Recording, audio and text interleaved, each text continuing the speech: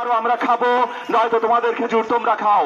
200 টাকার বেশি রুয়াবজা, boycott boycott. 500 টাকার বেশি গরুর মাংস, বয়কট বয়কট। 20 টাকার বেশি আলু, বয়কট বয়কট। 40 টাকা দামের বেশি পেঁয়াজ, বয়কট বয়কট।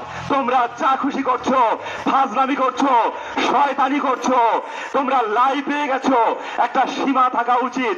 আমরা দেখতে চাই তোমাদের তরমুজ নিয়ে তোমরা কি করো, তোমাদের পেঁয়াজ নিয়ে তোমরা কি করো, তোমাদের গরুর মাংস নিয়ে তোমরা কি করো, তোমাদের রুয়াবজা নিয়ে কি করো। তোমরা বাসায় নিয়ে যাও তোমাদের পণ্য, তোমরা খাও। আমাদের জনগণের কেনার ক্ষমতা নেই। আমরা সাধারণ দরিদ্র ভাই এবং বোনেরা আমরা না খেয়ে মরে যাব। তোমাদের কাছে আমরা মাথা নত করব না। আমরা 20 টাকার বেশি আলু বয়কট করলাম, খাবো না খাবো না, বয়কট বয়কট।